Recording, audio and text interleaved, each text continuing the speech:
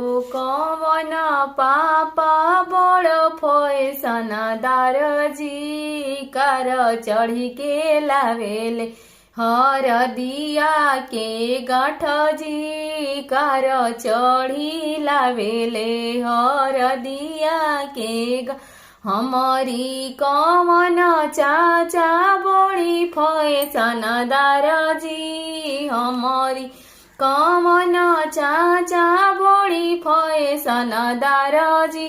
कार चढ़ी ले आवेले हर दिया के गाँठ जी कार चढ़ी ले आवेले हर दिया के गाँठ जी अरे हमारो कवन मम्मी बड़ी फैसन दारजी अरे हमारो कवन चाची बड़ी फैसन दारजी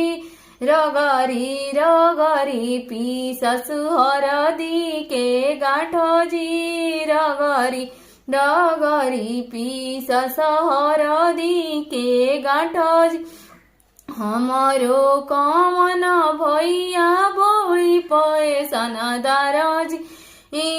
कार चढ़िले आवेले हर दिया के गाँठ जी हमारो कवनी भाभी बड़ी फैसन दारजी रगरी रगरी पीसस हर दिया के गाँठ जी रगरी रगरी पीसस हर दिया के गाँठ जी हमारो कवन फूफा बड़ी फैसन दारजी कार चढ़िले आवे ले हर दिया के गाँठ जी कार चढ़िले आवेले हर दिया के गाँठ जी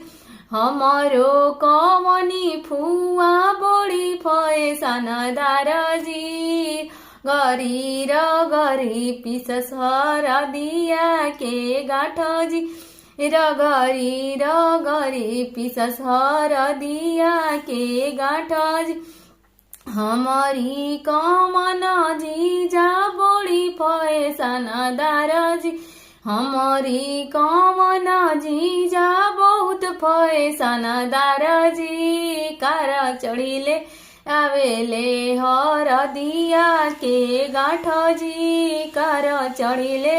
आवेले हर दिया के गाँठ जी हमारो कवन दीदी बड़ी फैसन दारजी